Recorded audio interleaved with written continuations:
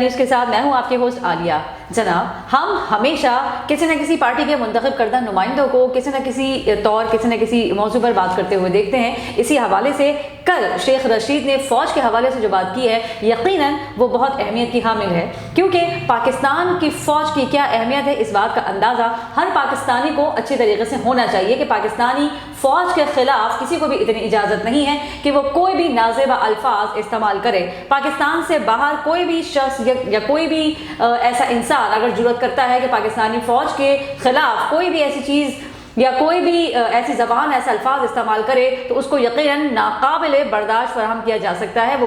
بالکل بھی قابل قبول نہیں ہوتی۔ یہ بڑے افسوس کی بات ہے کہ پاکستان کے اندر اپنی پارٹی میں رہتے ہوئے، کسی بھی پارٹی کو پریزنٹ کرتے ہوئے، اپنی وزارت میں رہتے ہوئے، اپنے عہدے پر فائز ہوتے ہوئے فوج کے خلاف کوئی بھی شخص کسی بھی قسم کا نازیبہ الفاظ استعمال کرنے کی اجازت نہیں رکھتا۔ کسی کے پاس بھی وہ اختیارات موجود نہیں ہے کہ فوج کے خلاف کوئی بھی نازیبہ الفاظ استعمال کرے۔ اسی حوالے سے شیخ رشید صاحب نے جو کہا ہے کہ کوئی بھی شخص اگر فوج کے خلاف نازیبہ الفاظ استعمال کرتا ہے تو 72 گھنٹوں کے اندر اس کے خلاف مقدمہ درج ہوگا۔ اب اس بات کو صرف کہنے کی حد تک نہیں ہونا چاہیے، بلکہ اگر 72 گھنٹوں کی بات کی ہے، 72 گھنٹوں میں مقدمہ درج ہوگا، اس کا مطلب یہ ہے کہ اس کو امپلیمنٹ بھی ہونا ضروری ہے، تاکہ آئندہ آنے والے وقتوں میں دوبارہ کوئی بھی شخص فوج کے خلاف کسی بھی قسم کا نازیبہ الفاظ استعمال کرنے سے پہلے 10 مرتبہ سوچے۔ اسی حوالے سے بات کی جاتی ہے پی ڈی ایم کے جلسے جلوس ہو رہے ہیں۔ پی ڈی ایم کے حوالے سے عمران خان کے مخالف پارٹیز جو کہ پی ڈی ایم بنا چکی ہے اور پوری کوشش کی جا رہی ہے کہ پاکستان میں موجودہ حکومت عمران خان کی جو ہے اسے کسی بھی طرح سے ہٹا دیا جائے۔ اگر بات کی جائے پی ٹی ایم کی تو آج صبح ہی میں کچھ خریداری کر رہی تھی، اپنے ناظرین سے شیئر کرتی چلوں کہ میں نے اس دکاندار سے کچھ ذکر ہو رہا تھا تو وہاں پہ میں نے بھی ان سے پوچھا کہ کیا آپ جانتے ہیں کہ پی ڈی ایم کیا چیز ہے، تو وہاں سے جواب آتا ہے نہیں، اس کو یہی نہیں پتا کہ پی ڈی ایم کیا چیز ہے۔ ایک عام انسان جسے یہی نہیں پتا کہ این آر او کیا چیز ہے۔ سوال اس بات کا پیدا ہوتا ہے کہ عوام کو اس چیز سے کوئی غرض ہی نہیں ہے کہ پی ڈی ایم ہے، پی ٹی آئی ہے، پی پی ہے، کوئی بھی لیڈر آ رہا ہے، کسی کی بھی حکومت آ رہی ہے، عوام کے لیے کون کیا کر رہا ہے۔ اس سے بڑا سوال یہ پیدا ہوتا ہے کہ پی ڈی ایم بنانے کی آپ کو ضرورت ہی کیوں پیش آئی؟ اگر آپ اپنے وقت میں اپنے اقتدار میں رہتے ہوئے عوام کے لیے کچھ کرتے تو آج آپ کو پی ڈی ایم بنانے کی ضرورت پیش ہی نہیں آتی۔ آج آپ کیوں چیخ رہے ہیں، دھرنے دے رہے ہیں، ساری پارٹیز ایک جگہ متحد ہوتے ہوئے نظر آتی ہیں موجودہ حکومت کے خلاف؟ کیوں؟ کیونکہ پاکستانی عوام نے بہت عرصہ دراز نکال کر نا امید ہو کر ایک نئے شخص کو اس بات کی اجازت دی اور اسے موقع دیا کہ وہ پاکستان کی تاریخ کو بدل سکے، وہ پاکستان کے حالات کو بدل سکے۔ یہاں بہت سارے سوال یہ اٹھتے ہیں کہ 2.5 سال کے اس عرصے میں یقیناً مہنگائی پر عروج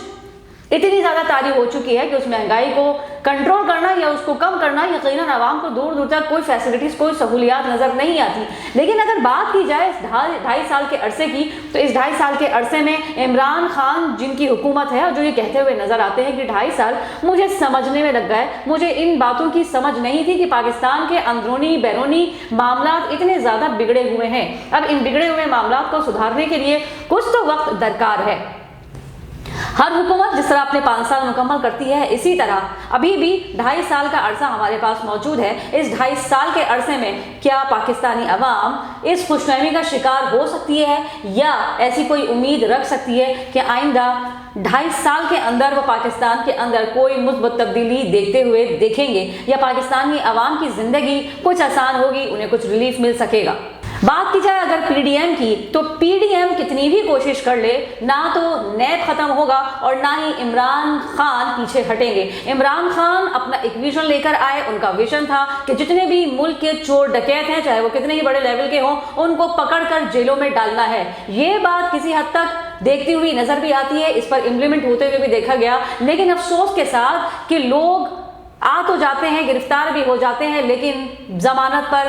بری بھی ہو جاتے ہیں، ان کے اوپر کیسز چل رہے ہیں، لیکن وہ دھرنے دے رہے ہیں، وہ احتجاج کر رہے ہیں، پارٹیز میں شمولیت ان کی حاصل ہے۔ تو ایسے مقدمے کرنے کی ضرورت نہیں ہے۔ اگر کسی پر مقدمہ چل رہا ہے تو اس کو پراپر طریقے سے ان سے تحقیقات ہونی چاہیے اور ان کو اس کا رزلٹ عوام کے سامنے نظر آنا چاہیے کہ اگر کسی کو گرفتار کیا گیا ہے، کیونکہ یہ بات کوئی ڈھکی چھپی ہوئی تو کسی سے بھی نہیں ہے کہ ملک کا خزانہ لوٹنے والے اپنی زندگی بڑے شاہانہ طریقے سے جیتے ہیں اور عام انسان کی زندگی اجیرن ہو چکی ہے ان کی وجہ سے. ملک کا خزانہ بالکل خالی ہو چکا ہے اور عوام ٹیکسز کے ذریعے اس خزانے کو بھرنے کی ہر حکومت میں کوشش کرتی ہے, لیکن عوام کو اس کا حق کہیں بھی کسی بھی لحاظ سے ملتا ہوا نظر نہیں آتا. اگر عوام کی آواز بن کر کوئی شخص کھڑا ہوا ہے, اس نے ایک چھوٹی سی کوشش کی ہے, حکومت آئی, تو یقیناً اس کی نیت تو اچھی ہے, لیکن ایک شخص کے اچھے ہونے سے یا ایک شخص کی کوششوں سے معاملات نہیں سدھرتے, چیزیں نہیں سدھرتی.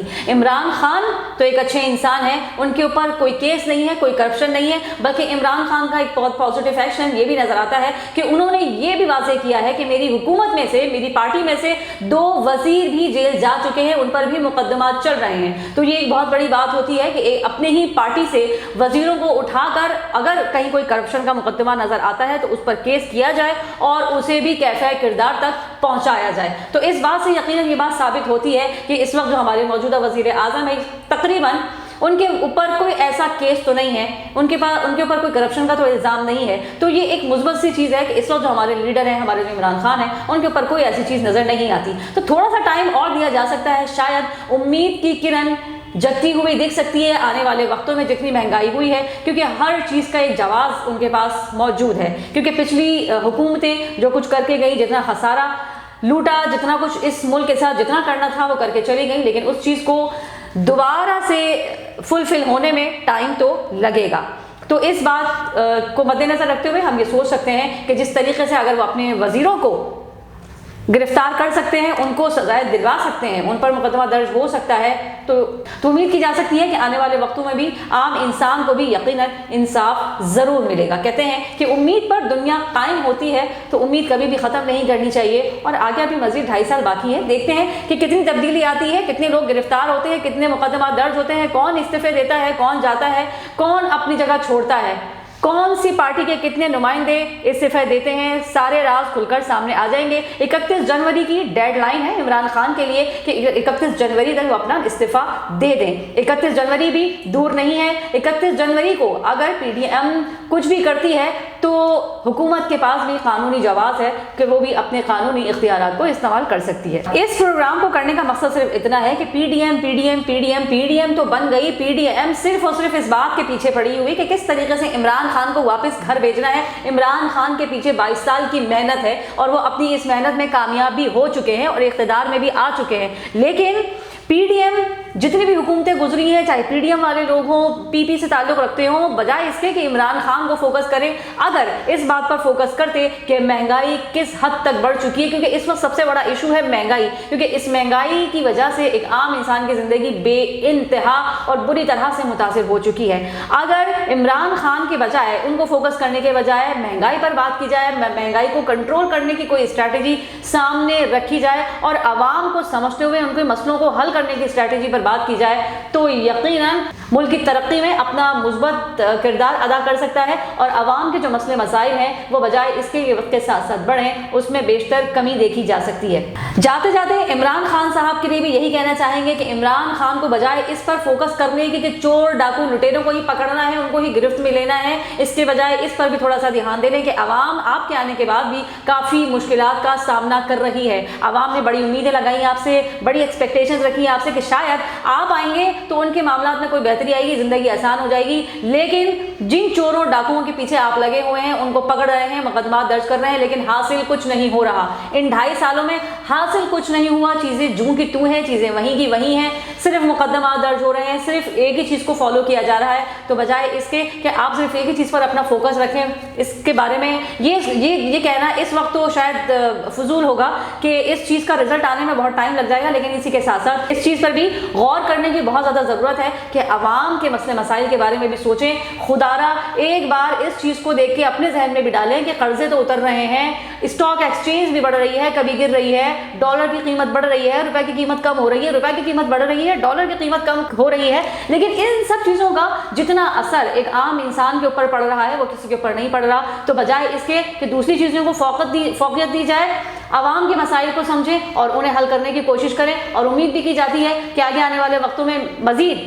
مہنگائی تو بڑھے گی, لیکن ان کے لیے کیا اسٹریٹجی آپ کی حکومت کرتی ہے اور کیا بہتری کرتی ہے ایک عام انسان کے لیے, اس پر بھی تجزیے کرتے رہیں گے. اسی کے ساتھ ساتھ مجھے دیجیے اجازت, انشاءاللہ تعالیٰ العزیز آپ سے ہوگی پھر دوبارہ ملاقات. اللہ حافظ.